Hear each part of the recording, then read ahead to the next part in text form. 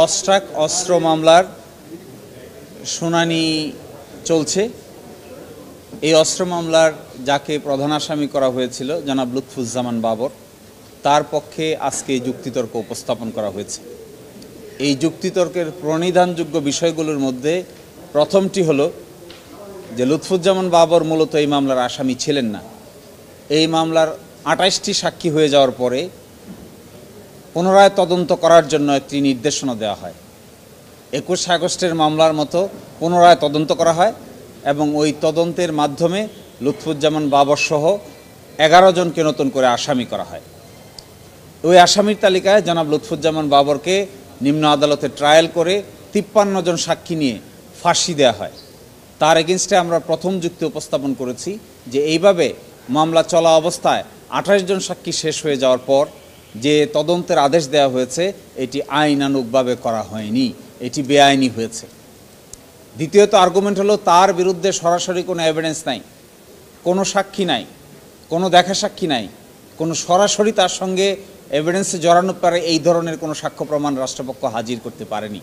তারা যে কথা বলেছেন যে তার নির্দেশে কাকে নাকি জেল থেকে ছেড়ে দেওয়া হয়েছে ৫ জনকে। সাক্ষ্য প্রমাণ অ্যানালাইসিসে দেখা যায় ৫ জনের একজনকেও ছাড়া হয় নাই, সবাই জেলে ছিলেন এবং সবাই পরবর্তীতে স্বীকারোক্তিমূলক জবানবন্দি দিয়েছেন। ফলে রাষ্ট্রপক্ষের প্রথম অভিযোগের সমর্থনে কোনো সাক্ষ্য প্রমাণ হাজির করতে পারেননি। দ্বিতীয় অভিযোগ দিয়েছেন তার বিরুদ্ধে যে তিনি তৎকালীন তদন্ত রিপোর্টকে ইনফ্লুয়েন্স করেছেন, প্রভাবিত করেছেন।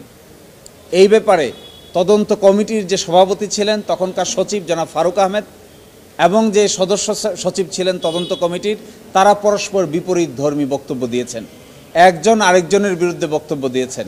একজন বলেছেন যে তদন্ত তারা সঠিকভাবে করেছেন এবং আইন অনুভাবে তদন্ত সম্পন্ন করে সর্বসম্মতিক্রমে তদন্ত রিপোর্টে স্বাক্ষর করেছেন। আরেকজন এসে বলছেন সদস্য সচিব যে আমাকে তদন্ত রিপোর্ট দেখতে দেওয়া হয়নি, আমাকে তদন্ত রিপোর্টে স্বাক্ষর নেওয়া হয়নি, আমাকে তদন্ত রিপোর্ট না দেখিয়ে আমার স্বাক্ষর তদন্ত রিপোর্ট দেখা ছাড়াই নেওয়া হয়েছে। ফলে এই যে দ্বিতীয় অভিযোগ, এই দ্বিতীয় অভিযোগেরও কোনো ভিত্তি থাকে না। ফলশ্রুতিতে যা দাঁড়াচ্ছে, একজন কয়েকজনে কনফেশন করেছিলেন আব্দুর রহিম, তিনিও জনাব লুৎফুজ্জামান বাবরকে জড়িয়ে কোনো অভিযোগ উপস্থাপন করেননি। ফলশ্রুতিতে আমরা এই মামলায় আজকে যে যুক্তিতর্ক করেছি তার মূল বিষয় ছিল তার বিরুদ্ধে সরাসরি কোনো এভিডেন্স নাই এবং তাকে রাজনৈতিক উদ্দেশ্যে এই মামলার আসামি করা হয়েছে। অতি দ্রুত তাকে যেন এই মামলা থেকে বেকসুর খালাস দেওয়া হয়।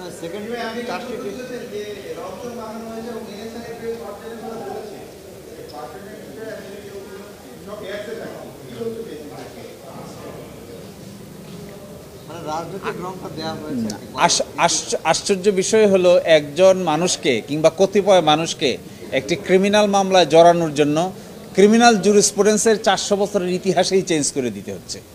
তারা একজন ব্যক্তি সাক্ষী দিয়ে গেছেন, তার জেরা হয়ে গেছে, কয়েক বছর পরে তাকে আবার নতুন করে ডাকা হচ্ছে তার চিফ নেওয়ার জন্য। এটি ক্রিমিনাল জুরিসপ্রুডেন্সে এই ভারতীয় সাবকন্টিনেন্টে একটি এক্সাম্পলও কেউ দেখাতে পারবে না, যেখানে সাক্ষী জেরা জবানবন্দি হয়ে যাওয়ার পরে আবার নতুন করে তার জবানবন্দি দেওয়ার জন্য ডাকা হয়। সেই জবানবন্দিতে এসে প্রথম লুৎফুজ্জামানের নাম বলেছে, বাবর সাহেবের নাম বলেছে। অতীতে তারা যে আদালতে এসেছিলেন তখন বলেনি, ক্রস এক্সামিনেশন করা হয়েছিল তখনও বলেনি, কিন্তু কয়েক বছর পরে এসে ফার্দার ইনভেস্টিগেশনের পরে 7 বছর পরে ফার্দার ইনভেস্টিগেশনে এসে তারা বলছেন বাবর সাহেবের নির্দেশে এই কাজ হয়েছে। এগুলো ক্রিমিনাল জুরিসপ্রুডেন্সের ফৌজদারি বিচার ব্যবস্থার যে জুরিসপ্রুডেন্স আছে, যে বেসিক আছে, এই বেসিকের পরিপন্থী, এটা আমরা বলেছি।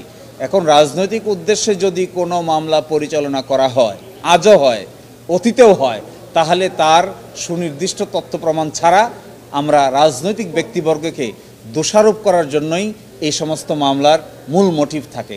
সেক্ষেত্রে প্রকৃত অপরাধী পার পেয়ে যায়। এখানে আমাদের বিবেচনায় তাই হয়েছে। 10টা অস্ত্র মামলার ঘটনা ঘটেছে, একথা সত্যি সঠিক, কিন্তু প্রকৃত দোষীকে নির্ধারণ করতে পারেনি বাবর সাহেবের কি দোষ।